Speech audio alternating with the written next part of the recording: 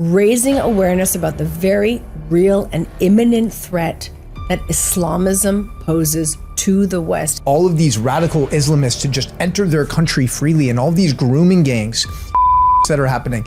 If you say any of that, they call you Islamophobic. And so to get rid of conflict in the Middle East, we have to stop the teaching of Jew hatred, and that's not something we can do.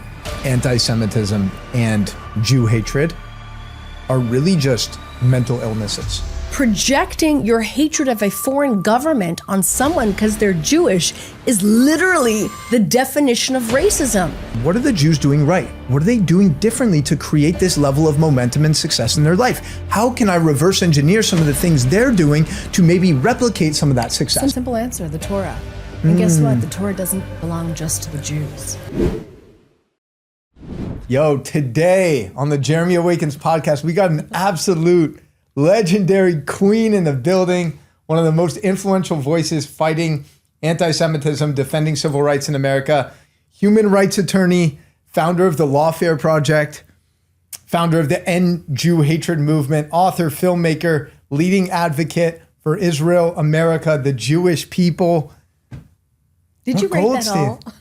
Yo, Brooke, welcome to the pod. I'm so excited that you're here. Yeah, I'm so happy to be here.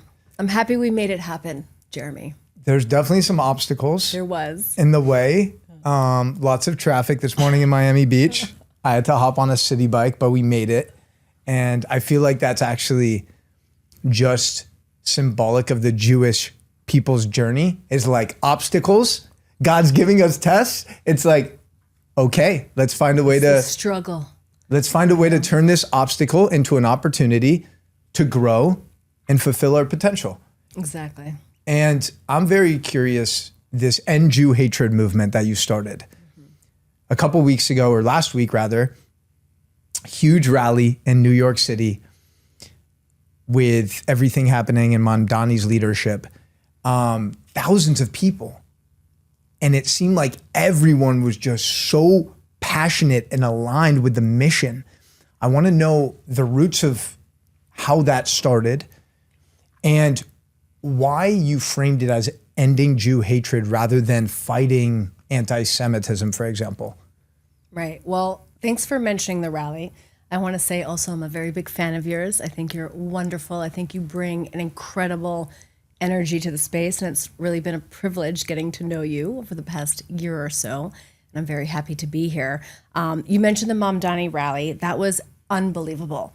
I flew in that morning and I couldn't sleep the night before. I was like, is anyone going to show up? And then I ended up showing up late because I had to film Fox News before I did an episode of Gutfeld. And so the rally was supposed to start at 7 and I got there about 7:30, 7:45. And I came in and I saw over 1,000 people pack the street. They shut down the street for us, chanting, remove Mamdani, remove Mamdani. And it was such a show of force against hatred. It was a peaceful gathering of an interfaith gathering, by the way. It was Jews, we had Muslims, we had Christians, blacks, whites, Dominicans, everything. Because this is not just a Jewish issue. The fact that we have the mayor of New York, who himself really believes in the concept of globalizing the intifada, who is a supporter of these terrorist, extremist ideologies. We had so many people come out and protest that, and it's just the beginning, Jeremy, right? We are going to have sustained protests and actions, and a couple days later, we worked with the amazing Zach Sage, who delivered the official letter, the demand letter, authored by Lawfare Project attorneys to Governor Hochul's office, laying out the legal case why she should and can remove Mamdani from office. So that was an incredible experience, and we had incredible influencers. You were invited to come speak, but for some reason you couldn't. I think you had a scheduling conflict, but we would have loved it. Yeah. And so the question was, how did we start End Jew Hatred, right? And why do we call it Jew hatred and not anti-Semitism? I myself have to admit that I was totally ignorant when it comes to the term anti-Semitism. I've been obviously using it my whole life, but not a lot of people know the origin of the term. Do you know the origin of the term? A little bit, but you can definitely expand my mind, because I think it's thrown around a lot and oftentimes we don't comprehend the origin story. So let's dive into it. So the term was invented by German eugenicists who wanted to come up with like a pseudo-intellectual way of describing why Semitic peoples, not just Jews, but Semitic peoples were inferior to the Aryan race. So they wrote papers about it, they did their dissertation, they called it anti-Semitism. And it wasn't a derogatory term. It's, I'm an anti-Semite, are you an anti-Semite? And so we then, as we normally do, adopted this term, I think against our own interests, and started using it to describe what we would like to be Jew hatred, when, you know, the term has been watered down and it's just not descriptive of what we're dealing with, which is hatred against Jews for being Jews. It's that simple. One of our biggest donors and an amazing philanthropist and a leader of the community, Ambassador Ronald Lauder, when we were coming up with the idea for the movement, actually said, well, let me test it for you. Let me test this term. And he said, you know, he would go to a cocktail party or an event and he would say, that's anti-Semitic, and nobody would really flinch. But when he said, you're a Jew hater, people would say, no, not me. I don't hate Jews.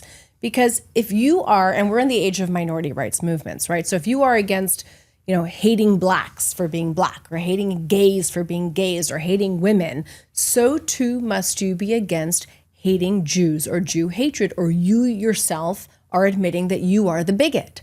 And so that's what we're dealing with right now. Pure Jew hatred. It's irrational. It's like a virus. It's a mind virus that has continually infected societies throughout time. And it has to be called out as such, and from an offensive, aggressive position, right? If somebody is a Jew hater, we don't have the affirmative obligation, you know, to defend Israel or to defend ourselves. You just have an obligation to call it out and stop it in its tracks. I think that's really powerful too, because now there's so many blurred lines between supporting Israel, being Jewish, being a Zionist. And I feel like because of those blurred lines, people use like their hatred for Israel as being anti-Zionist, but not anti-Semitic. And like, it's creating this political correctness around their hate for Jews. You know what I mean? It's almost like whitewashing it. And Jews are getting gaslit in the process. And I'm curious, because you're so knowledgeable on like tracking societal patterns, right? And I've heard you talk really eloquently about like what's happening in college campuses right now, especially the last few years. How did we get to a place that New York City, literally the mecca of freedom and capitalism, is being run by an Islamist socialist who hates America and who hates Israel? How did that happen? Well, that's a very loaded question. But I'm going to go back to what you said originally, because you hit on a couple points there. So you're saying there are all these terms, right? Zionist, Israel, anti-Semitism, Jew. You know, I kind of wish that we just went back to calling ourselves Bnei Israel, the children of Israel, because that's what we are. We are Israelites. And because we are so ancient of a people, there have been so many terms that have come to describe us, right? Judea, Judeans, Jews are from Judea. The fact that we don't describe ourselves as Judeans has led people to proliferate a narrative that we are not indigenous to Judea. If Jews are not from Judea, if Italians are not from Italy, if the French are not from France, I don't know where we're from, right? Jews are from Judea. We are Judean. We are Israelites, right? There's no separation between the Jewish people and Israel, because the nation state, the land itself, is so central to our identity. We are Zionist, right? So we have all of these terms to describe ourselves. And you're right that our enemies have then used that against us. And what we're trying to do with the language, because words are so important, is simplify that. So I want to put that out there, that we should really start describing ourselves as Israelites. And then you also mentioned the politicization of Jew hatred, the projection of your hatred of a foreign state or a government on someone because they're Jewish. So if I hate the government of China because of the way they handled COVID, I can't go and discriminate against a Chinese American student and, God forbid, spit on him and call him a dirty COVID spreader. That would be disgusting. That would be racist. And I say it for effect. But you can go to our client, Jonathan Carton at Columbia University, spit on him and call him a dirty Zionist baby killer because he's Jewish. That's okay. That's political speech. I hate Israel. I'm just protesting against Israel. And what we've done is we've responded to anti-Jewish discrimination with pro-Israel advocacy. And what that has done is given them an affirmative defense to discriminate against us, right? So when you treat a Jew differently because they are Jewish, that is discrimination, period. You don't have to then go and start arguing about a foreign conflict and Israel. That is a distraction. That is an excuse. That is an affirmative defense to discriminate against someone, and we don't want to play into that. And that was actually why, and the thinking behind why we founded End Jew Hatred, which is, remarkably, the first ever modern day Jewish civil rights movement in America. We are not a pro-Israel advocacy group. We love Israel, obviously, but our goal is not to get people to love a foreign country. We are a civil rights group. We are here to advocate, for the minority rights, the civil rights of Jews here and now, which is completely unrelated to a foreign conflict, right? What is happening in Israel has nothing to do with whether or not I'm entitled to exercise my civil rights as an American, as a Jewish American citizen here. So projecting your hatred of a foreign government on someone because they're Jewish is literally the definition of racism. But we have allowed this politicization to continue and the muddling of this because we are constantly responding to anti-Jewish racism with pro-Israel advocacy. Interesting. I've never heard someone lay it out like that. Why is there this hesitation to refer to ourselves as Israelites, B'nai Israel? It almost feels like there's some sort of hesitation or fear about like fully stepping into that. There's so much fear. There's so much hesitation. There's so much also fear of being a victim. You know, the hardest part of my job is not raising money, thank God, is not winning lawsuits or settling our lawsuits, thank God, because the truth is on our side, the law is on our side. Hashem is on your side. Hashem is on our side. The hardest part of my job is convincing the Jewish student or the Jewish business owner who has been discriminated against, who has been treated wrongfully, whose rights have been violated, to stand up for him or herself and to have the courage to do so and to put their name as a plaintiff on a piece of paper and submit it to the court. But I have seen miracles happen when Jews stand up for themselves, no matter how young, no matter how small, or, you know, whether a student or a business owner. I have seen miracles. Nothing bad ever comes from Jews standing up for themselves. But we've witnessed historically terrible, awful things come when Jews are not able to stand up for themselves and defend themselves. And that is why I've dedicated my career as an attorney to go into the nonprofit space to ensure that Jewish people and our allies, and also members of the counterterrorism community and members of the moderate Muslim community, have the resources, the financial resources, the legal resources, and of course the resources from the movement to organize an effective defense against civil rights violations. That to me is the key, right? The way that we solve Jew hatred is not getting on stage at, Berkeley and debating a Jew hater, because nobody cares about the facts, right? Feelings don't care about facts. This is a spiritual battle we are in. This is a theological war we are in. It's not about debating politics or foreign policy or national security. It's not about convincing people to be pro-Israel.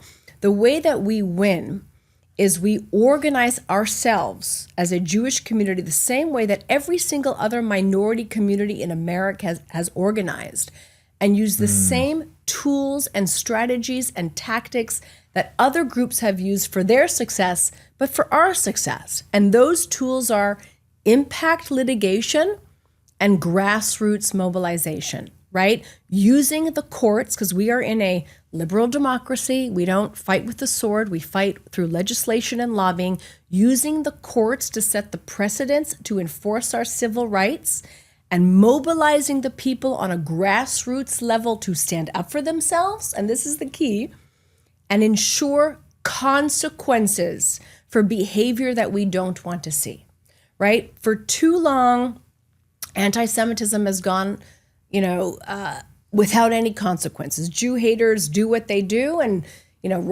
whether it's Roger Waters or a BDS or the Park Slope Food Co-op, and they do what they do. We send ourselves a bunch of letters and emails, and we post on Instagram how angry we are, but they don't feel the consequences of their anti-Jewish discrimination.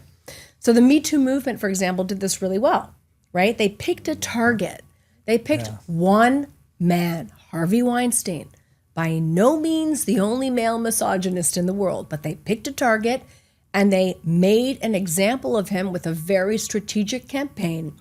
And now they have changed how every single man in the world behaves towards women, especially in the workplace, right? Because he felt a consequence, and there was that deterrent effect. Nobody wants, what happened to Harvey Weinstein to happen to them. So how are we ensuring that Jew hatred has consequences so that people think twice before they engage in that behavior?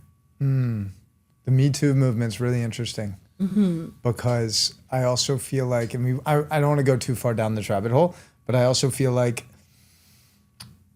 everything can get taken too far to an extreme. And I also think there was at the same time the Me Too movement was booming, there's also this whole narrative about toxic masculinity, right?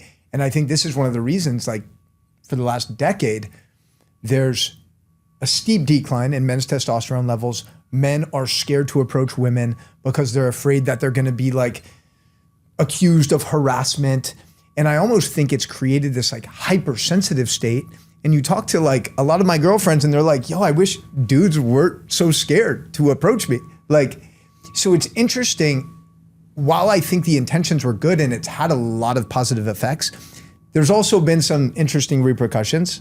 I'm curious to know what you think of that. Well, the Me Too movement really in the end wasn't about women's rights at all, was it? It's another example of taking human rights, civil rights, and politicizing it, using the language of civil rights for political purposes, manipulating the language, right? I remember there was an interview, I can't remember who, but it went viral online. Someone goes into these women's Me Too movement marches and they're putting pussy hats on little girls, sexualizing them, which I found really repulsive.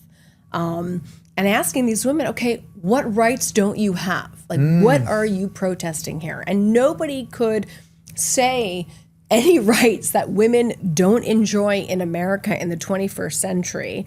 But it always came down to, I hate Trump, I hate Trump.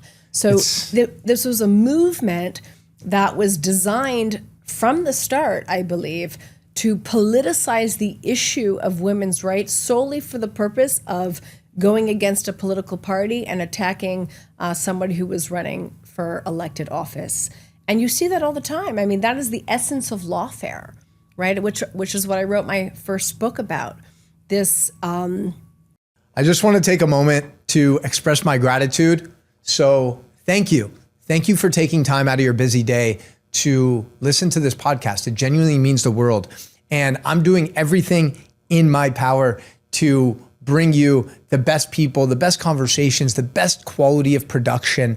And the one thing that I'm asking in return is for you to subscribe to the podcast. Whether you're listening on Apple, Spotify, YouTube, it makes a massive difference and it helps us impact more lives and reach more people. Word of mouth is my oxygen. So it would genuinely mean the world to subscribe, share the episode with a friend, and feel free to tag me on Instagram at Jeremy Awakens. Let me know what the biggest lesson you've learned from today's show is. And now let's get back to today's conversation. Right, which is what I wrote my first book about. This manipulation and perversion of civil rights, human rights, and the language surrounds it for purposes that actually undermine those rights. So when you see terrorist groups working with nonprofits and the United Nations to water down definitions of genocide, apartheid, occupation, things that have real legal definitions, and then warping them to apply to Israel or to apply to the United States for the sole purpose of engaging in an asymmetric war to undermine public support for their battle against terrorism, that's a lawfare manipulation. We saw it in the Me Too movement. I think we also saw it a little bit with, a lot really, with the Black Lives Matter movement, especially in the end where it became so perverted that you had a Chicago chapter of the movement post a symbol of support for a Hamas terrorist group coming in the paragliders. They used the paraglider image after October the 7th. Wow. The Hamas terrorists came with paragliders into the Nova Festival to then slaughter and rape and murder and hack to pieces and burn people alive. How is Black Lives Matter aligning with this? And then the total rejection and ignoring the fact that the Black slave trade is alive and well throughout the Muslim world. In every single Muslim majority country, there are Black slaves. The slave trade has not stopped. Look at what's happening, the outright slaughter and genocide of the Black population in Nigeria, in Sudan. Not a day goes by that I don't see the most horrific images that are just burned into your brain. You cannot get rid of them. The images of what's happening in Nigeria, it's exactly the same as what happened on October the 7th. It's the same groups, the ISIS, the Islamic Jihads, the Hamases, they're the same philosophy. And yet, how is it that Black civil rights groups are not even just not calling it out, completely ignoring the genocide against Black Christians in Africa? It's crazy too, because again, this requires people to actually have their boots on the ground and visit these areas. Like if you go to Tel Aviv and you go to any of these hotels, like the Carlton, or take any of them on the boardwalk, most likely you're gonna meet an employee who is one of these Christian Nigerians who had to flee their country because these radical Islamic groups are just constantly committing terror. And Israel, out of all places, Israel, the genocidal state, the apartheid state, the racist state, is the safe place for these Christian Nigerians, these Christians from Sudan, to actually take refuge and build a meaningful life for them and their families. It's none of these surrounding Muslim countries. Israel is the only place that's taking these Christians in and providing them a safe space. But this is the oldest trick in the book. It's called the mirror effect, where you accuse somebody else of what you yourself are guilty of. You put them on the defense. And when you have a population now, with the last 15, 20 years on American college campuses that are just so dumbed down and so indoctrinated and so radicalized and so victimized by the billions of dollars of foreign funding coming in from states like Qatar that have an active Black slave trade, by the way. And again, this lawfare manipulation of the language that people can't even think clearly. And we spoke about this earlier. When you have a population of students in America who identify with foreign designated terrorist groups and buy into this narrative that they've been pumping into students, like people like Hamid Dabashi and Edward Said and this whole progressive woke Islamist thought, doublespeak, right? Like holding two contrary positions at the same time, who think that terrorists are freedom fighters, right? And that occupation legitimizes any type of murdering space. Well, they're occupied, or this moral relativism. Well, that's their culture. They can engage in female genital mutilation. They can mutilate the genitals of their 13-year-olds, or they can cover their women head to toe and abuse them. That's their culture. Who are we to judge? And this is now the state of the American mind.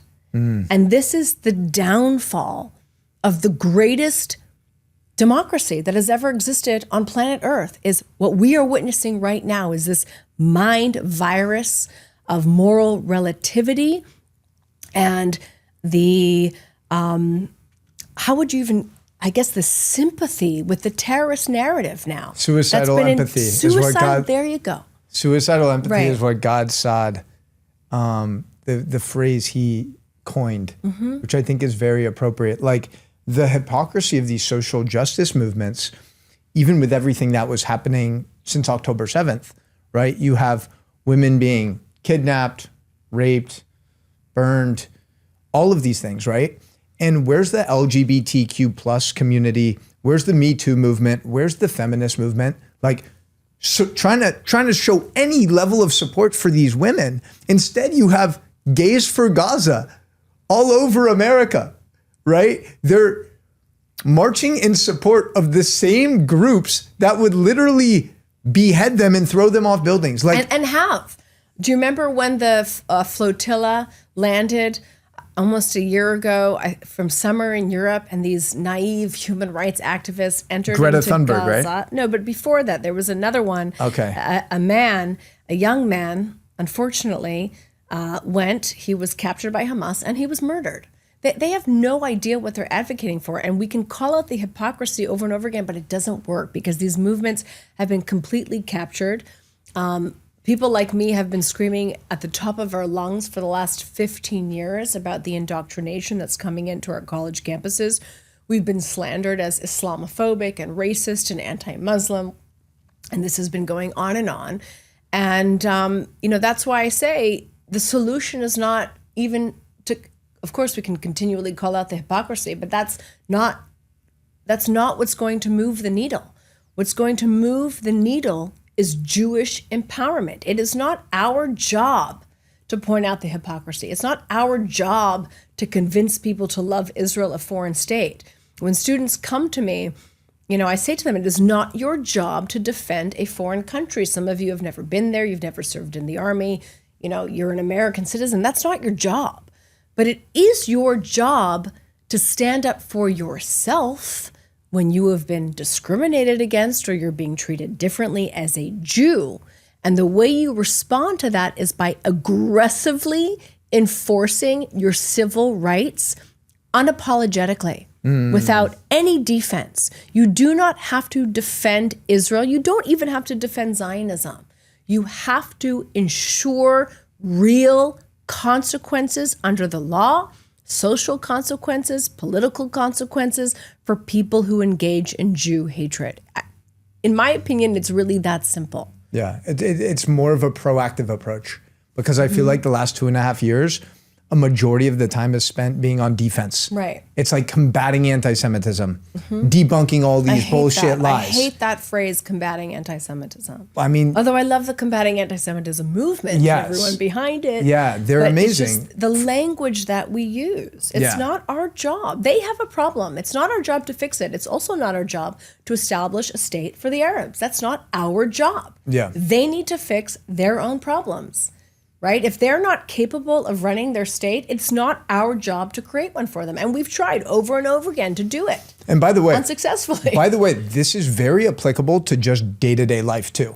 Like, especially as you grow, as you become more successful, as you step into this next version of yourself, there's constantly going to be people talking shit. There's constantly going to be people that are coming from a lower vibration of resentment, jealousy, envy, and they're gonna do or say whatever it is to get under your skin. And you can't let that phase you. You have to stay proactive. You have to continue taking action. In fact, the simple sign that you are on a path to success is when you have people shitting on you, hating you, like that is kind of a permission slip to like, hey, you want to be successful? Okay, we'll expect some of that hate to come. And don't get reactive. Instead, how can we be proactive and continue speaking our truth and continue just becoming a better version of ourselves every day? Well, that's the whole thing. I think that's a really good image, actually, and I never thought about it that way, but I want to go deeper into that. So can you imagine if you're on your way to work, on your way to a speaking engagement, on your way to do a business deal, and yet every time someone shouts at you and tries to discourage you, you have to stop and argue with them and explain yourself and tell them why you're on the right path? Absolutely not. Yeah. You have to lead by example. And I think that also goes to the roots of Jew hatred, right? Why do people hate Jews? We've had, 100,000 books written about anti-Semitism and Jew hatred. We still really haven't understood it because it's not rational. We're not going to defeat it with a rational debate. And what they really hate, Jeremy, is they hate God, right? Because if you hate women's rights, if you hate the rule of law, if you don't want to take any self-accountability, if you don't want to have to improve yourself and realize that maybe you've made some mistakes and the lot that you're in right now is a direct result of the choices you've made over the years, if you are a monarch, if you are a dictator, you hate Jews. Because what do we represent? We represent the rule of law. We represent justice. We brought the Torah to the world, which is the greatest written document that humanity has ever produced, from which even the Constitution drew from, our founding fathers drew from which trial by jury, equality of the sexes, all men are equal, before God, even slaves have the equal rights as kings. These are all concepts that came from the Torah. So if you want to refute the rule of law, you hate the Jew, you hate God. And to kill God and destroy God, you must destroy the Jew. And yet, the fact that we have survived, because I don't know if we should have, right? The fact that we are here 3,500 plus years later, I think in and of itself is proof that God exists. Yeah. Because of all the genocides and all the attempts to erase us, you simply cannot do that. And all the nations who have blessed the Jews and who have blessed Israel have themselves achieved success and seen success. And all those nations who have come against us have fallen. And we have outlived all of our enemies. So, in the end, people always come to me with this fear. Are you afraid? I'm not afraid. I'm not afraid for the Jews. I'm not afraid for Israel. We will survive. We will thrive. And how and at what price is entirely dependent on how we act and how empowered we are and whether or not we appease the enemy and whether or not we reject our own identity. I'm not blaming us, but I'm saying that how the consequences of our own actions, right, what we see now in terms of Jew hatred are direct results of the consequences of our own actions. What we see in Gaza is a direct result of us choosing to appease terror, to drag out every last man, woman, and child, Jewish man, woman, and child from Gaza, even exhume the dead bodies from the graves and hand it over to a bunch of terrorists. And we see the consequences of that, right? We see the consequences of, Judea, Samaria, because when we... Are you referring, sorry to interrupt you, are you referring to when Israel gave up Gaza in 2006? Yes. Okay. It was 2005, was it? Yeah, 05, 06. Exactly. Okay. We are seeing the, in my opinion, quite predictable consequences of our behavior. So I lost my train of thought a little bit there. Sorry. No, you were talking about Gaza, then you were talking about Judea, Samaria. Right, and I'm not worried. So I'm not worried about whether or not we survive. Obviously, how we survive and the price we have to pay is a direct result of how we act, if we act empowered or if we appease evil. But I am very worried about America. I'm worried about the West. I'm worried about Europe because I believe we have lost our central identity of who we are. And when you get rid of God, when you start poisoning the minds of youth that they don't know literally the difference between right and wrong, between good and evil, That is how this society is going to destruct. And there's no guarantee that these once great European Christian nations are going to survive. There's no guarantee that this incredible human experiment that we're involved in here in this wonderful republic, this democracy and the Constitution, there's no guarantee that this is going to continue unless we, the people, not only uphold it, but continue to educate every generation in the values that will sustain this society. Okay. You said so much there. I want to unpack a little bit. First of all, one of the things that you mentioned about this being a spiritual war, I think is so on point. Like, yes, there's the physical war. Yes, there's the information war. There's all the propaganda happening, circulating on the internet and mainstream media. But then there's the actual like peeling back of the layers and evaluating the values of each side, right? And you see, oh shit, these people who are literally claiming to care about Palestinian civilians are actually supporting Hamas, right? And they're supporting an organization that values death more than life itself, right? They're indoctrinating children at 3, 4, 5 years old that the greatest thing that they can achieve in their lifetime is killing a Jew. And that's what they're supporting. And then you have the other side of the spectrum. Take Israel, for example. They're willing to give up what? Like 2,000 prisoners who are terrorists for one hostage. And a dead body even. Not even an alive hostage. That's a society that values life. You know, I don't know if you want to get into it, but it's a questionable policy. I personally think that if you had the death penalty for terrorists, we wouldn't be in the situation where we would have to exchange 2,000 terrorists with blood on their hands for hostages.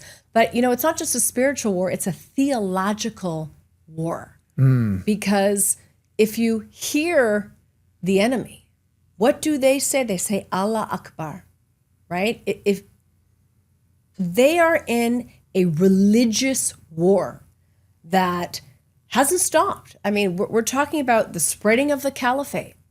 We're talking about instituting Islam throughout the world. It's a religious battle. And so the greatest mistake that we've made is to say, well, you know, thinking that they think like we think. Iran does not think like we think. The leaders of Iran, the mullahs of Iran, are willing to burn the place down for the sake of jihad, for the sake of Allah. These are not people that you can sit down and have a rational negotiation with. Yeah. So we project our values and our way of thinking, which is not theological. We're not in a religious battle right now. We're in we don't even want to be in a battle, right? We're not out there declaring war. We are in a defensive position trying to defend against people who are declaring religious jihadi war against us.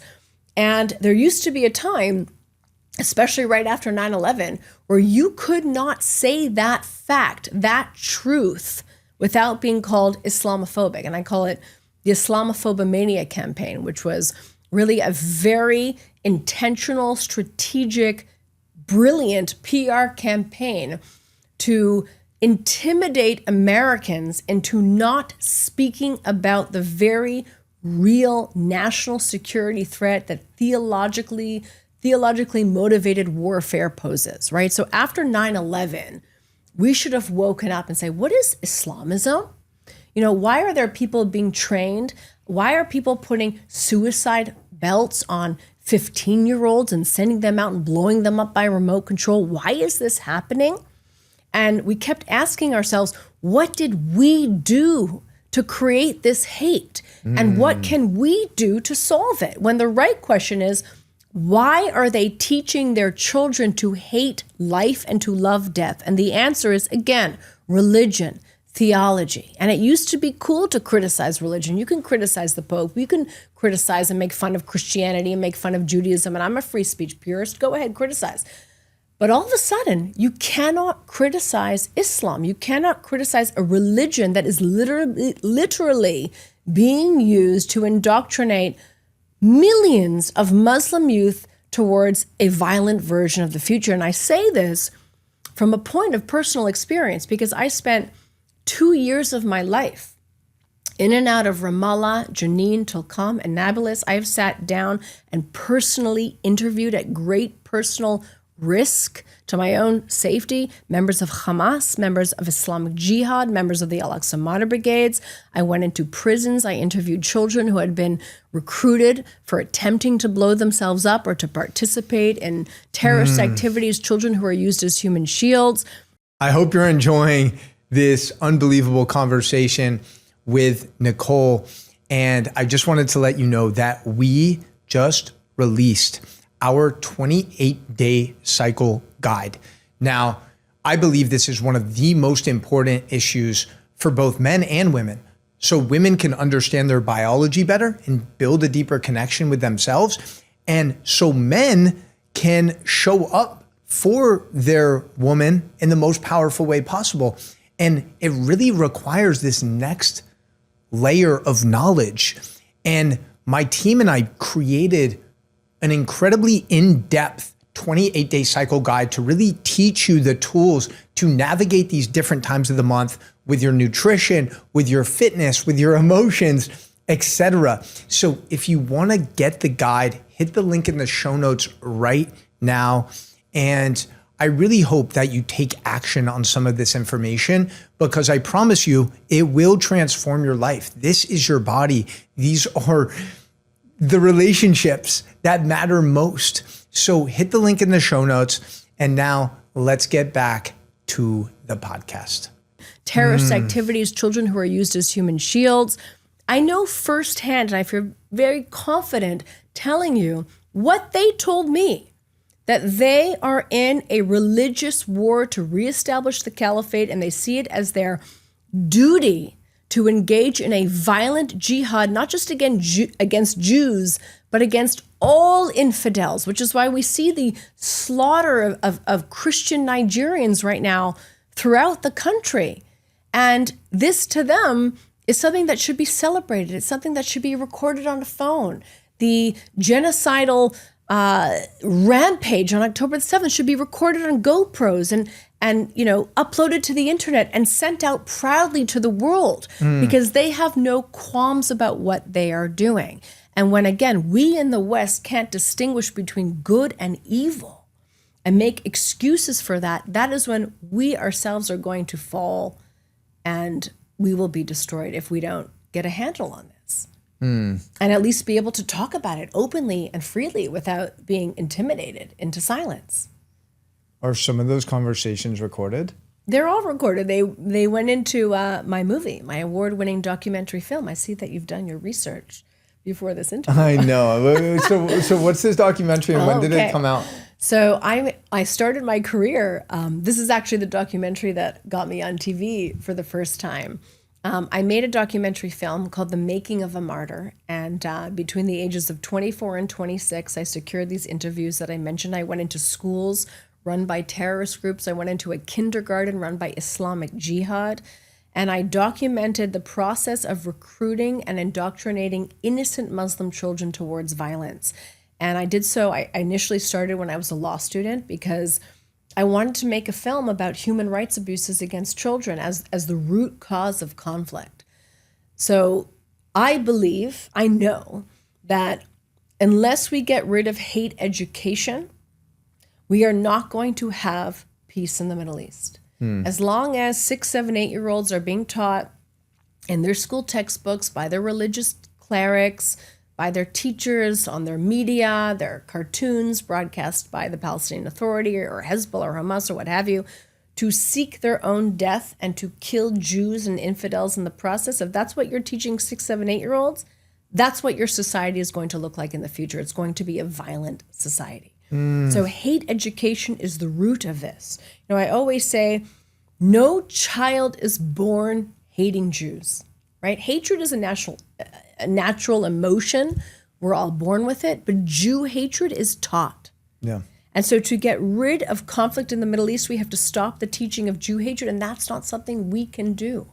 That's something that the Muslim community has to get a handle on themselves, right? Golda Meir said it, when they love their children more than they hate us is when we will see peace. As long as these children are being taught that their sole purpose in life is to engage in violent jihad and kill Jews, we're not going to have peace in the Middle East. And guess what? It's not our fault. And there's nothing we can do about it, right? No peace agreements, handshakes, giving up land, stopping so-called Jewish settlements in Judea is going to solve the problem if children continue to be taught to hate. I think of that viral phone call that one of the terrorists made on the October 7th attacks, where he calls his dad and he's just so excited and joyful. He's like, "Dad, I killed 10 of them. I killed 10 Jews." And his dad is just so proud of him. And it's like the equivalent of me calling my dad when I was in college and being like, "Yo, Dad, I crushed this test," or like, "I connected with this amazing friend," or like, "I'm starting this new business." That's what I would call my dad in excitement about. In these other Islamic radicalized cultures, they're calling their parents, they're calling their fathers to celebrate them killing Jews because that's the greatest accomplishment. Like, that's what they've been indoctrinated to believe. What's crazy, Brooke, and I don't think I've seen a lot of people like make this analogy. Obviously, I'm sure you've heard it, but like, I think about October. What's the population of Israel, by the way? Oh my God. Around 10 million. I think a little bit less. I think about 8 point something, 8.5 is it? Okay, so let's just say population of Israel, fact check 10 million. No, I think it's about 9.7 million. it? Yeah. Okay. Let's just say. I defer. Let's just say the population of Israel is roughly 10 million. Okay.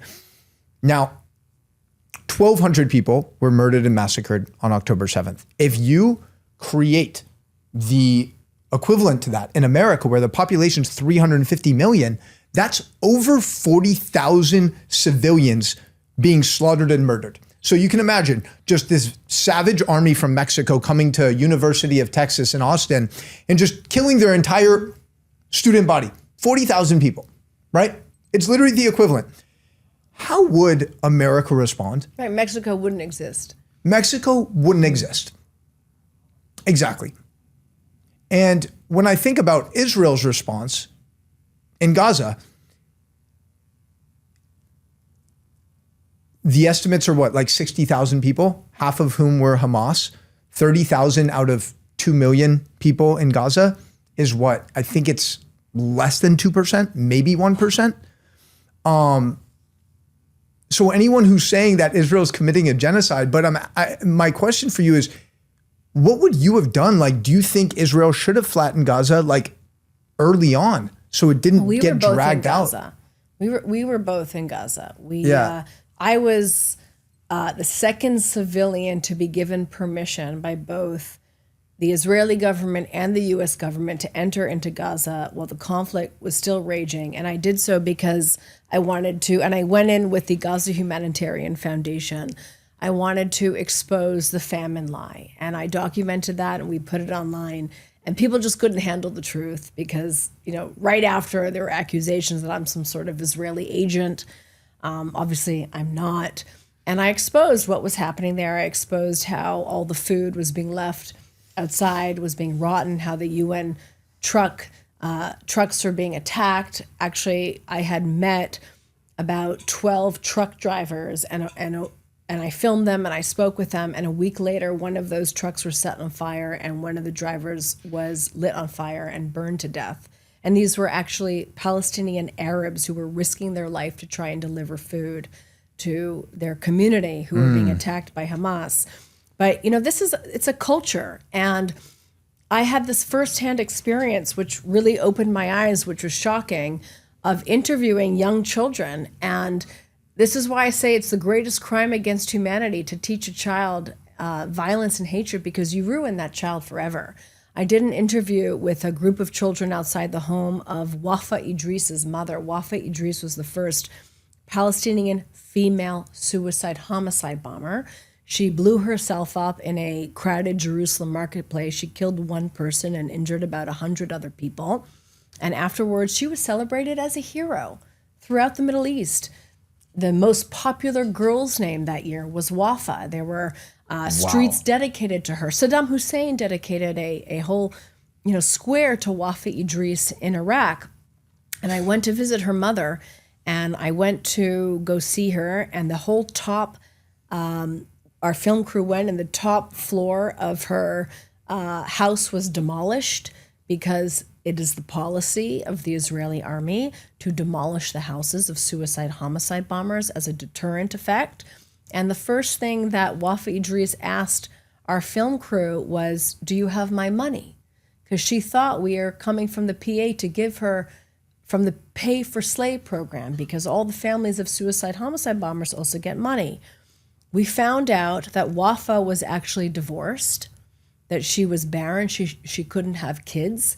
She was accused of adultery by her ex-husband, and she was threatened with an honor killing. And in that context, they gave her a choice. Either we stone you publicly, we take care of you the same way that we take care of other women who are adulteresses, we honor kill you, so to speak, or you can go blow yourself up, kill Jews, your family's going to get paid a stipend every month by the PA, and you'll be lauded as a hero. And so she chose the latter. Whereas here in the West, we are so ignorant of the real workings of the society that we just assume, oh, the occupation is so oppressive, people have no choice, they just blow themselves up, which is obviously a false narrative. Then our crew interviewed her nieces and some children in the neighborhood who spoke to us on camera and said, we want to blow ourselves up too. And they were very willing to do it, clearly not understanding that when you attach a bomb to your waist and blow your limbs to pieces, you die. That's it, a very painful death. Instead, these children would describe to us what heaven looks like. One child told me that he was going to build a huge house of white marble, and it was going to have a Ferris wheel in the back, and he was going to invite these relatives, but not the other relatives. They have no conception. The conception of death, as we know it, is so indoctrinated out of them, and they're so desensitized to violence. And the entire purpose and goal of both the Palestinian Authority and Hamas is to create a civilian population that they can use in a political, and theological war against infidels. Excuse me for a second. Just cut that out for a second. No. Let me just finish that thought. Yeah, finish that thought. And that is the greatest crime against humanity. And that's why, as a young law student, I made this film, and I risked my life to make the film, because I believe that Muslim children are innocent, and Muslim children deserve human rights. And no child, no matter what background you are, no matter what religion you are, deserves to be taught violence and death and to kill yourself for the sake of jihad. And that is the greatest crime against humanity, because not only do you ruin that child and that child's future, but you ruin the future of the entire population to be able to exist in normalcy and in peace and in prosperity. I was going to ask you, how it was even possible to get some of those interviews. Why would they agree to do that? So it goes back to what I said earlier. They have no shame. They think what they're doing is right. And a really big part of martyrdom, of shahada, of becoming a terrorist and becoming a suicide bomber is fame. We saw that on October the 7th, uploading all of the videos. It's fame. They want recognition. Before they go on a terrorist attack. Sorry, I don't know what's going on. One second. You're fine. It's all of the emotions coming to the surface. Coming to my throat. Before they execute a terrorist attack, the Al-Aqsa Martyr Brigade showed us how they pose for martyr posters. They print the posters, and the person goes, and they know they're going on a mission they're not going to come back from. They're going to be martyred. They put posters all over the community celebrating them as a hero. They make terrorist videos out of them. So me coming in with a camera was something they wanted to do. They were happy to speak with the camera. They wanted their 15 minutes of fame. And, what was so ironic is that, we didn't lie. We came in, they knew I was Jewish. In fact, Zachariah Zubeidi, who I interviewed at that time, was the #1 most wanted man in the West Bank. He was the leader of the Al-Aqsa Mata Brigades. He was responsible for hundreds of deaths, I think over a dozen child suicide bombers before that. He told me, when I asked him, point blank, I said, how do you recruit these children? He said to me, if I don't give them a bomb, they would just use a knife instead. They come to him so indoctrinated and so willing. They're like ripe fruit for the picking for him. And we said to them, we're making a movie about human rights abuses against Palestinian Muslim children. And they automatically assumed that we were going to do a movie about the evil Israelis. But really, we were doing a movie about how they themselves were abusing their own children. And I have to mention, because it's been also in the news a lot lately and all over social media, these grooming gangs, these child sex, rape, trafficking gangs that have gone on for the last 17 years in Britain, with over 700 men involved and thousands of victims, innocent children, victims. And the fact and the reason why, and they knew this was happening, and the social workers knew this was happening, and the police knew this was happening. They did nothing about it to save these poor kids. Why? Because they were afraid of being called Islamophobic. Yep. And so to that I say, and this coming from a position of someone who literally risked her life to raise awareness about human rights abuses against Muslim children, right? If doing that, if saying Muslim children deserve to live and not to be indoctrinated towards hate, if that's anti-Muslim, what then is pro-Muslim? And isn't that the bigotry of low expectations right there? Aren't you the racist accusing someone like me of being Islamophobic for advocating for women's rights, for advocating for children's rights in the Muslim world? You yourself are admitting that this is what Islamism stands for, contrary to our values. So that is the whole, stupidity of the Islamophobia mania narrative. And we actually now have clients that we're representing at the Lawfare Project who are being sued by groups like the Council on American Islamic Relations, right? Supported by the Council on American Islamic Relations, for calling out radical Islam, for calling out Jew hatred, because they're attempting now to use our own legal system to silence and to intimidate and to punish people who are exercising their First Amendment right to free speech to just talk about this kind of stuff. Yeah. It's crazy what's happening to England the last 10 years, right? My mom's from Manchester. And to witness what's happened to England in the last decade is absolutely tragic, and if you dare blame any of it on their open border policy and allowing all of these radical Islamists to just enter their country freely and all these grooming gangs and rapes that are happening, if you say any of that, they call you Islamophobic. And look at what's happened. It's suicidal empathy. Again, that's destroyed the UK. Same thing is happening to France. But then on the other side of the spectrum, what's the safest country in Europe right now? The lowest amount of crime? Poland. Why? Because they have secure borders. Their prime minister, president, he's like, we're not letting anyone come in from those countries. And people call him a racist, people call him all sorts of names, but guess what? He's actually improved the quality of life and safety for every single resident of Poland. And now you have a bunch of people wanting to come to Poland because they know, oh, wow, I actually want to raise my family in a place where I don't have to worry about them getting harmed or raped, God forbid.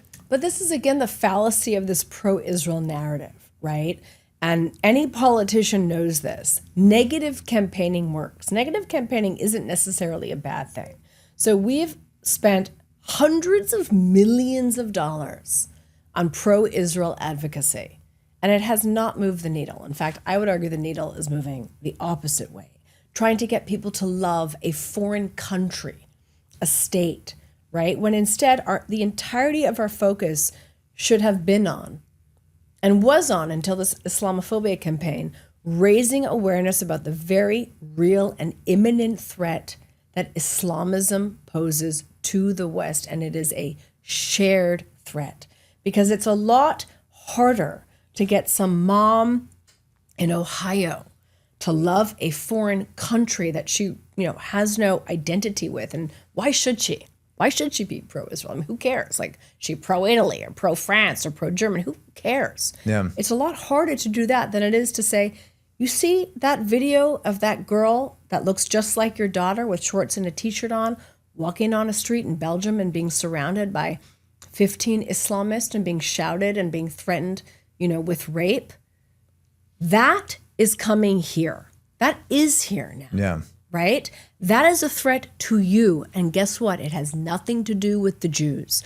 The Jews are the greatest distraction, right? It's the so so-called true. Israel-Palestinian conflict. The reason why that everybody has such an interest in sustaining this conflict, this false conflict, right? Because I don't think there is any conflict between Israeli Jews and Israeli Arabs, frankly. It is a manufactured conflict. And the reason why everybody wants to sustain it, because it's the greatest diversion tactic that the world has ever seen. The Jews. You have a problem? It's the Jews. Blame the Jews. It's because of Israel that Iran wants to kill America. Okay. It's because of Israel that ISIS is in Nigeria. It's because of Israel that we have Hamas on campus here. If only Israel, if only the Jews did X, Y, Z, everybody's problems would go away. Forget the fact that we have radical imams in mosques preaching death to America, death to the infidels. Forget that. Okay, so a couple things. I feel like at the root cause, anti-Semitism and Jew hatred are really just mental illnesses. Because to have that level of hate towards a certain group of people, you have to have a very wounded heart. Like, you must be in a very dark place in your life. Like, that's what I tell everyone when I receive all these crazy death threats and mean messages. It's like, yo, my heart goes to a place of compassion. Like, this person's life is horrible, that they feel like the best use of their time and energy, their most valuable resource, is messaging a complete stranger because they're operating from a state and vibration of victimhood, where anything that's going wrong in their life, let's blame the Jews. And then you have the Jews. All right. And this is one of the things I want to ask you too, because there's this narrative like the Jews run the world and shit like that. And when Jews hear this, they get super defensive. They're like, no, we don't. Like, what are you talking about? And I'm kind of like on the other side of the spectrum. When people say like the Jews run the world, I'm like, wait a second. Okay, let's actually dissect this. We're 0.2% of the world's population. And roughly 22% of all Nobel Prize winners are Jewish. Over 20% of the world's wealthiest people are Jewish. You look at every industry, even hip hop. You got Drake, the greatest rapper of our generation. He's Jewish. You got some of the best actors in Hollywood, Jewish. Athletes, all industries, right? Finance, real estate, law, doctor, medicine, whatever. And a lot of the most successful people are Jewish. But as someone who's very curious, my mind goes to a place of, what are the Jews doing right? What are they doing differently to create this level of momentum and success in their life? How can I reverse engineer some of the things they're doing to maybe replicate some of that success? Simple answer, the Torah. And guess what? The Torah doesn't belong just to the Jews, right? It's Torah values. How is it that generation after generation, and especially our grandparents' generation, survived the Holocaust, that my grandmother's entire family, except for her brother, were murdered, shot, burnt alive in the ovens, gassed. And she came to America. She came to America at age 17 and a half, got married, started a life, was a productive member of society, thank God, raised 3 healthy children. How is that even possible, right? This is something to be proud of, not to deny, as you said. How is it, conversely, that a mother, maybe a school teacher, becomes a concentration camp guard, right? How does a normal person go and do the most awful, psychotic things? And we talk about, yes, there's the dehumanization of the Jews, and you need this dehumanization in order to go and become a murderer. But these two things have been studied over and over again. And I don't really think that we have the clear answers from, a psychological perspective, from an anthropological perspective. We just don't know how it happens.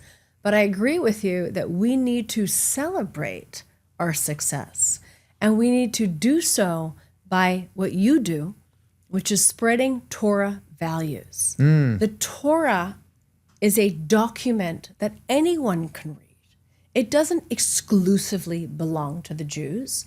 We are just the people who have decided that we are going to live our life according to Torah values.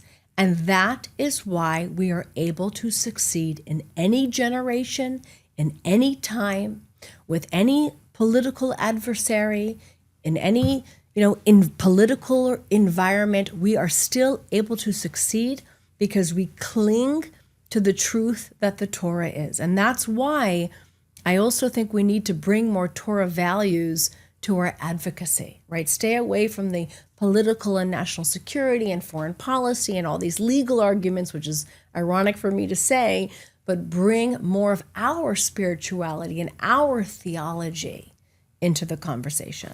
I think it's lacking a lot. Like at the Combat Anti-Semitism thing, they asked me to speak. I don't think you were there Tuesday night, unfortunately, but I spoke on like the power of Shavuot and stuff. And I do feel like a lot of people in the combating anti-Semitism space have gotten into a place where it's like you're always in this very triggered emotional state. Like it's hard to be in that world and also maintain a deep connection spiritually and not get sucked in by the darkness. It's like that is the biggest challenge. And that's why I'm like, we need to focus on pro-Semitism.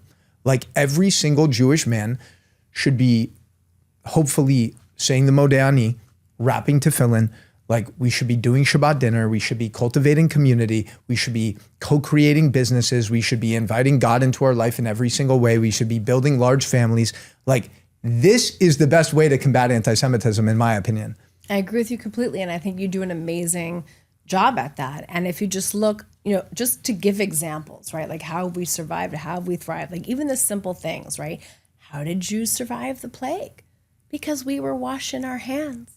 Because we've been mandated, right? From day one, when we didn't even know what germs were, what these microscopic bacterias were. We didn't even know 3,500 years ago. We are told before you eat, you have to wash your hands and you have to do it a certain way so that the water drips down and so on and so forth. Like many people don't know this, but some of the first anti-Jewish laws in the Roman Empire, right? The Romans were not anti-Semitic per se. They just had a policy when they conquer. You can continue to practice. You just have to pay the taxes and show your allegiance to the Roman Empire. And the Roman Empire passed a law saying it was illegal to convert to Judaism. Why did they do that? Because converting to Judaism became so popular that they had to stop it. Why was it so popular? Well, number one, we had a day of rest. There was no labor laws. There was no mandated day of rest. If you are a Roman citizen, you were working literally 24/7. If you were a Jew, you had one full day of rest. Women were marrying Jewish men and they were converting. Why? Because women did not have rights under Roman society, but in Jewish law, you have the ketubah, you have rights. If your husband beats you, you have the right to divorce, etc., etc. You have the right to custody for your children. That didn't exist back then. And third, slaves. All the slaves were converting to Judaism. Wow. Why? Because on the 7th year, Jewish slaves must be set free. So all the slaves were converting to Judaism so they would be set free on the 7th year. Again, these are Torah values. And I really encourage people, and I will mention that I am obsessed. I'm obsessed with the Chabad website. And if you Google Chabad Daily Study, You can go every day. There's these amazing recordings that dive deep into Torah values, and they are so relevant to my life. They're relevant clearly to everybody's life. It's just such a miracle, and how amazing it is that this document and the depth of the Torah, of the Bible, is relevant to everyone, every day, all the time, throughout the centuries. And, I just encourage people to study it, because that is why we have our success. There's no other reason.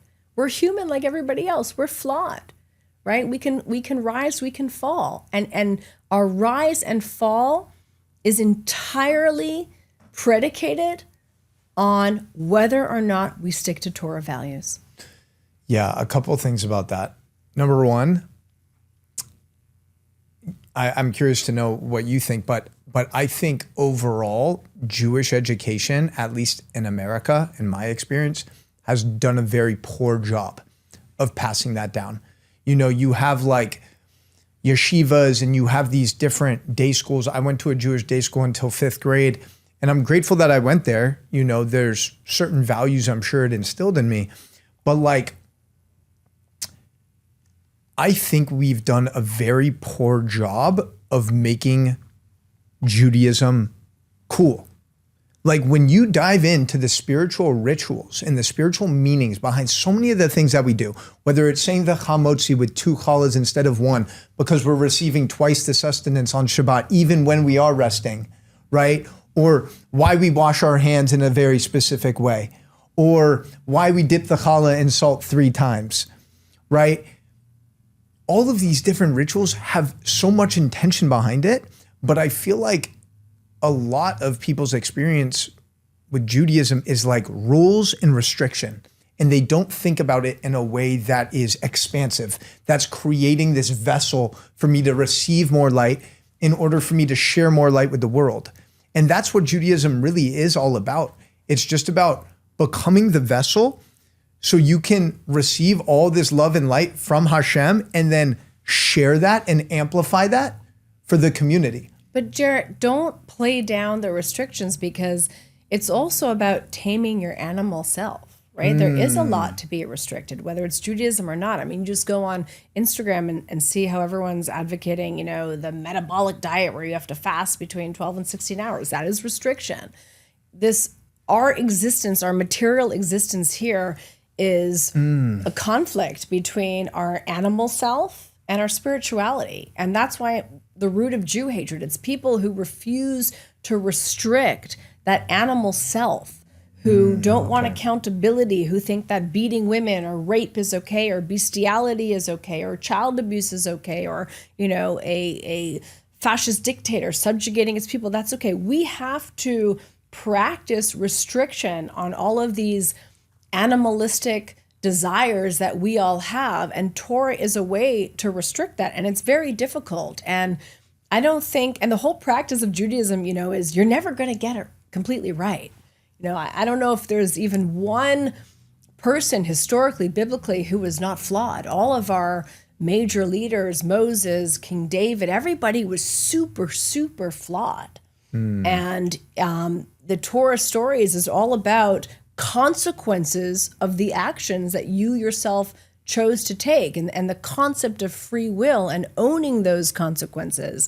But I'll tell you, you were talking about failures of Jewish school. I had an incredible experience, and I grew up studying Talmud and Torah since a very young age, and I went to a Hebrew day school and I went to a Hebrew high school in Toronto.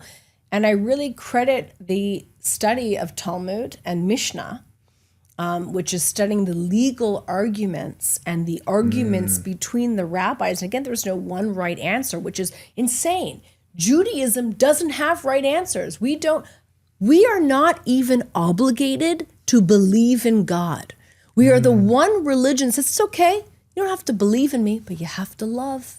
You have to love everything around you, but you don't necessarily have to believe in me. And your struggle with God is something that's human, that you can respect. And even if you renounce God, it's okay. You're still a Jew and we still accept you. What other religion allows that? right? And because I studied Mishnah, and because I studied Talmud, and because I was 12 years old, arguing if your neighbor's cow wanders into your backyard and trips and falls and hurts himself because you dug a hole the night before and didn't put a fence up, who therefore is legally responsible to what extent for the cow's injury? And I'm sitting there debating that at 12 years old.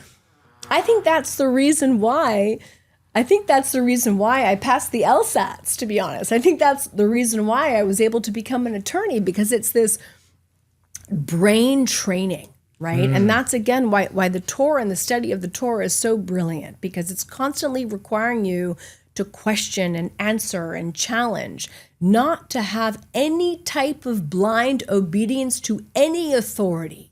Never bow down to human authority. That idea is a very dangerous, scary idea. So that is why the Jews have been persecuted, because of our refusal to accept blindly any other human authority. I mean, the story of Esther and Mordecai. Why did Haman want to genocide us? Because we refuse to bow down or to recognize another human as God. And so, in essence, this basic Torah value, right, that there's only Hashem, and Hashem is everywhere, and you don't need an intermediary. You don't need a priest. You don't need a king, and no man is God, and no man is better than you, and the beggar and the slave have equal rights as the king and the priest. That is why people have been trying to kill us for hundreds of years. And that is why it's so important that we stick to our values, because that's the type of society that even America was built on. When you look at the founding fathers, what were they studying? They were studying Talmud. They were bringing the concepts from the Torah, right, to the Constitution of the United States. Wow, that's so cool. I've never, ever heard anyone explain it like that. I'm curious, being the mother of three, how do you apply those principles to the way that you parent your kids in regards to like Jewish values? And also, it's a little contradictory, right? Because there's no listening to an authoritative figure, but it's also like you must respect your parents. Well, I mean, that's part of the Ten Commandments, of right? Course. So honor thy mother and father, which is extremely important. But, there's no manual for parenting. It is a very difficult endeavor. It is probably my hardest job. And obviously balancing work and being a mom is important. I think one of the most important things that I do is exposing my children to the fact that I do work, sometimes bringing them to events where I'm speaking so that they can see what I do and understand why I work so hard. And then obviously instilling in them the same work ethic. Nothing should be handed to them. I always say that these, trust fund kids and people who don't have a job and just live off an income that they're given every month, that's destructive to those children, because it doesn't teach them how to provide for themselves, and ultimately they have no self-confidence. So I tell my kids the same philosophy that my dad always said to me, my dad and my mom, is you can be anything you want on this planet. I don't care if it's a flutist or a dentist or a teacher, as long as you are doing your absolute best at it, as long as you are trying to be the best flutist or the best dentist. It doesn't matter what you do. And the other thing that I try to tell my kids, even though they're quite young, is that, this whole concept of finding yourself, going on a trip to Thailand, so I'm going to find myself. Yourself isn't out there, right? Yourself is here. You are creating yourself. Every choice you make, you are creating who you are over and over again. Just like Hashem has to sustain the earth and all of us by continually feeding energy, so too must you continually try to create yourself. And that is the great gift that we have, and what we celebrate on Shabbat is the gift of creation, right? That we are creators, right? We are made in God's image, and obviously we can create human life.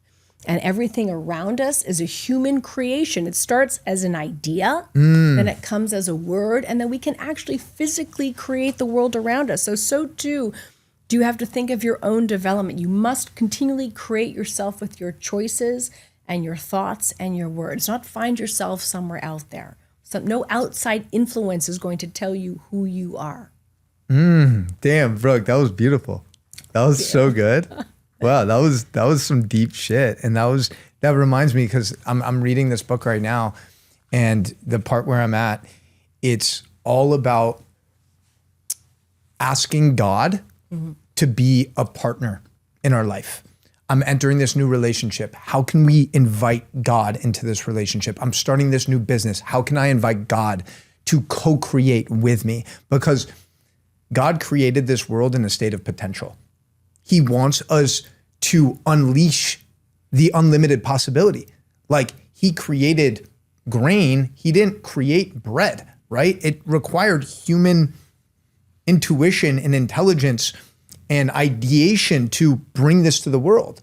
Like these microphones, right? The couches we're sitting in, like the cameras, the mics, like all of this was humans co-creating with God to create this material object. And if we can have that mindset that like God is here to work with us, I think it's really powerful. Like that's at least the mindset I'm trying to adopt with every single thing that I do, is how can I have more divinity in this project? How can I bring more godliness to it so it feels more sacred and so it feels more intentional, where it's not me doing it from a place of ego, it's me doing it from a place of co-creation and service. And I think that touches on what you were saying just now. And you know what's so remarkable? That if you go to Chabad.com today, that the Tanya lesson today is exactly that. It's how to create on this planet and bring godliness here. Because what God has done is concealed himself. That is the whole project. You know, why are we here? Because God wanted to know himself, but he couldn't do that unless he created this separation. And the separation is the spiritual world and the material world. Yeah. And godliness is hidden in this material world. So what is the role of the Jew? It's what Chabad does all the time. Bring out mitzvot, do mitzvot, to make this material world, which is half evil and half good and constantly on, you know, the brink of either or, to bring more godliness here, to elevate the material world to a place where God can make it his home. Like that is the whole purpose. And that is literally the lesson from yesterday and today, which is insanely ironic. Yeah, I love that. And it's also like symbolic too, because the number 6 for days of the week represents like the material world. The number 7 is the bridge to number 8, which is like the spiritual realm. And that's what Shabbat is, right? It's like the day of rest where we really, like they say, we have an extra soul, right? It's why they say even making love on Shabbat is a double mitzvah. It's a mitzvah. You know, the Judaism, drinking wine is a mitzvah, having sex is a mitzvah. Yeah. It's a pretty great religion. But, you know, it took us thousands of years and a lot of science to figure out time is an illusion, right? Space is an illusion. All of this, the reality that we're existing in can be warped. And so it, you know, the more that we dig deeper into science, the more we're actually proving these spiritual philosophies that we're living in a construct, right? A construct of a reality that we know, but it might not be the ultimate reality. So what is our role then as humans, not just as Jews? What is our role as humans in this particular reality with time, with space? What are we supposed to do? And I think the answer to that is quite simple. Be really good people, right? When confronted with the choices, and this goes back to the earlier conversation we had between good and evil, You have to choose good, no matter how unpopular it is, no matter how difficult it is, which is why when a society cannot distinguish between good and evil, we almost lose our purpose as humans. I know we have to wrap up here soon. I just want to, there's two things that you said earlier that I think are really important that I just want to address. I really respect the way that you approach parenting. I think it's so important. And there's this idea in Kabbalah called bread of shame, which is basically receiving all of this light without doing anything to deserve it. So going back to the kid who grows up super entitled and they're given the crazy car before they even have their license, or they're given all the material things without doing anything to necessarily be worthy of receiving, it actually creates resentment, and it also creates low confidence, because it's wow, if I would have worked hard to get this, damn, that's a different story, right? It's I put in the reps, I put in the work to earn this. But this, you didn't do anything. And you see this happen all the time, especially in South Florida, where there's a lot of wealth. And kids then are 17, 18, they go to college and they have this level of, entitlement, where they just expect shit to be handed to them. And then the minute that it's not, they're like, wait, what? Oh shit. This is real life. I actually have to work to receive accolades, to receive momentum, whatever it may be. So I love that. And I think it's so important in the world that we're living in right now, because there is a lot of entitlement and we need more humility. Humility is such an important quality, especially young, and also just leading by example. I see this all the time. I think a lot of moms especially experience something called mom guilt, where it's I'm very familiar. where it's you're never doing enough for your kid. That hour that you spent in the gym, no, I could have been spent reading him a story or helping him with his homework or making him a meal, whatever it is. And I've learned in my process of being parented by my parents that literally the most powerful thing to witness for a kid is a parent who is embodying the best version of themselves. Me seeing my dad show up, working hard every single day, committed, consistent, the way he treats my mom, the way that he always keeps his word, the way that he treats everyone. It doesn't matter if it's another doctor or the janitor. He treats everyone with so much respect and presence. Those are the things as a kid that I'm absorbing. It's not all the stuff he's telling me. I forget 90% of that stuff, but it's the actions that he's taking that really have impacted me as an adult. And I think it's so valuable for parents to remember that, your words will most of the time be forgotten. That's just a fact, right? But it's the actions that you embody. And those actions are always going to be emulated. The way that a father treats a mother is the way that that son is going to treat the wife. And yet, just to round it out, you started listing my biography, right? I'm an author, a filmmaker, this and that.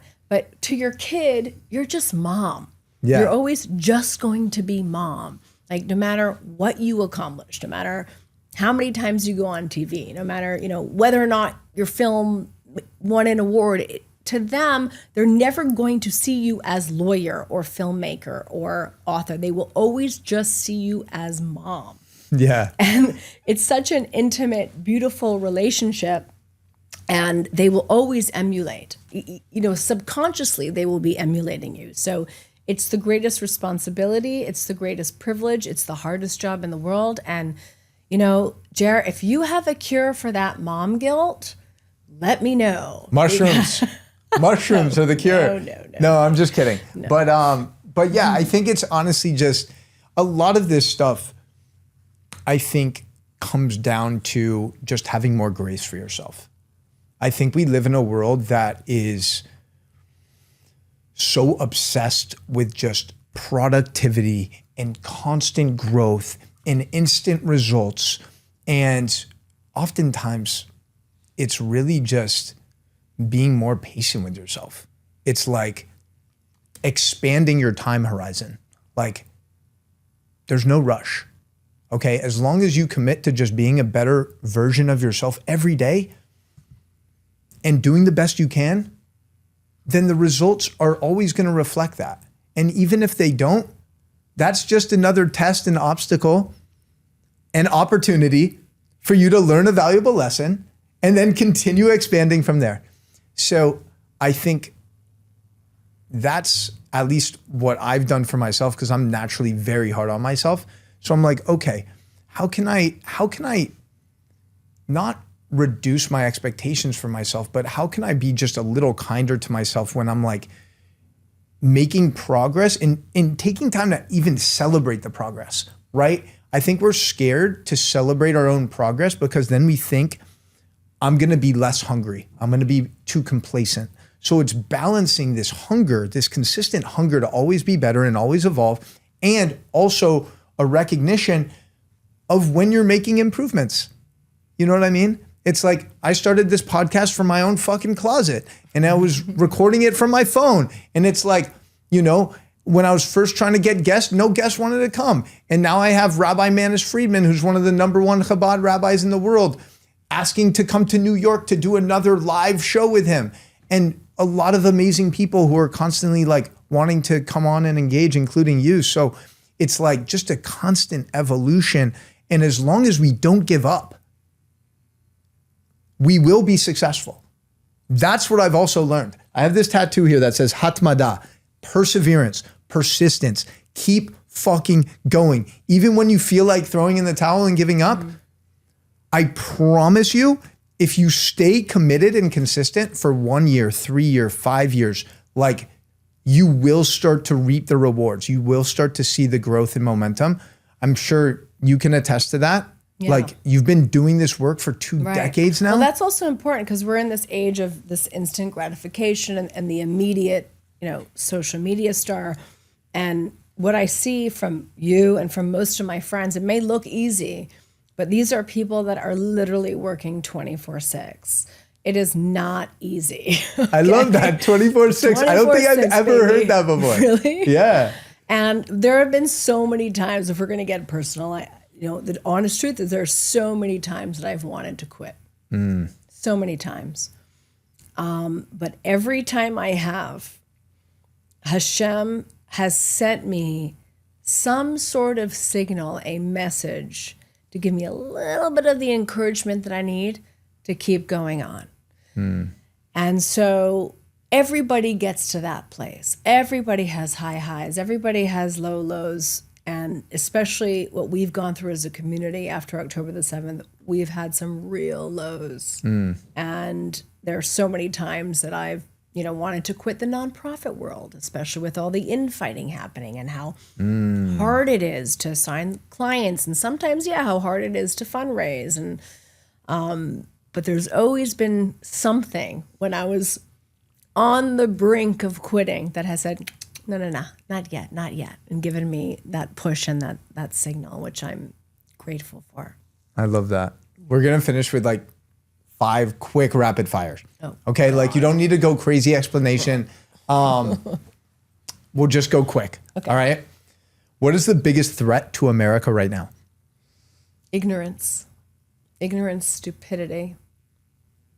How so? Want me to go into that? Yeah. I think what we've been talking about, the fact that our youth have been indoctrinated to this, you know, buying into narratives that have no basis in real fact.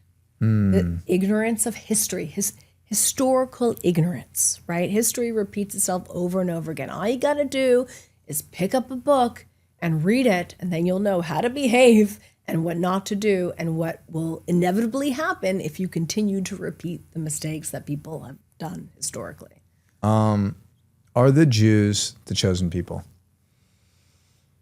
Chosen for a very difficult, long, tedious, but rewarding journey. I think that anybody who chooses Torah can choose to live a meaningful life.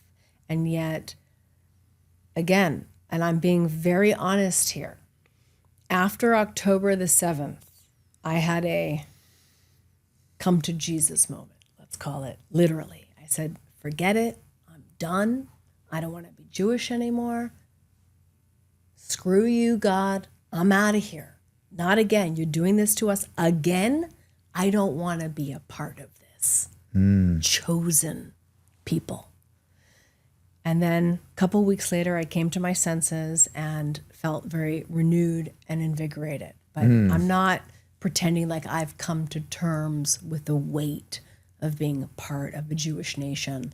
But let's just say, clearly we've been chosen for something. I don't know what that is. Yeah. But it has not been the hardest, best, most enjoyable path. One thing that every Jew should start doing tomorrow. Study Torah. At every moment that you have, at every free moment, dive deep into Torah. It is so rich with lessons, and it is a bottomless pit of discovery. I'm curious to know where you recommend getting started with Torah. Like, is there a certain book? Is it going to a certain class? Like, what do you think is the most simple and accessible way to start that journey? So there is a book, I think it's called Jews, God and History by Max Dimont, or The History of the Jews, Max Dimont. Incredible book. I would say even a great book to read to your kids.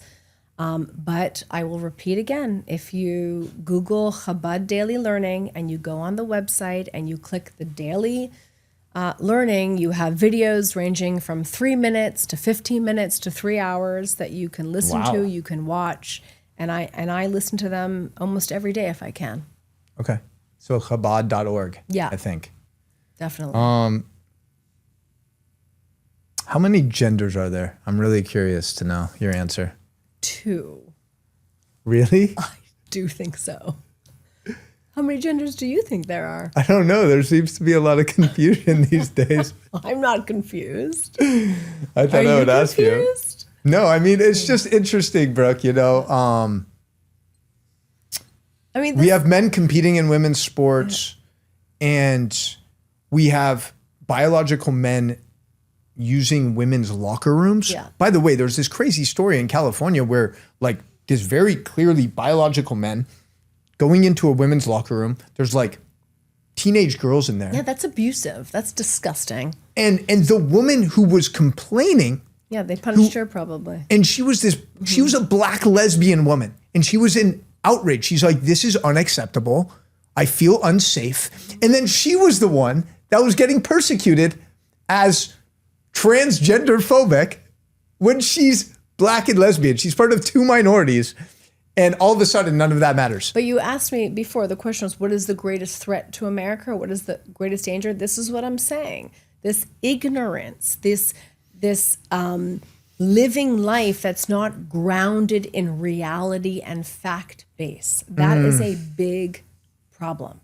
And that leads to a society that is literally confused as to what a penis and a vagina is, Yeah. and that there are 2 genders. This is a basic fact.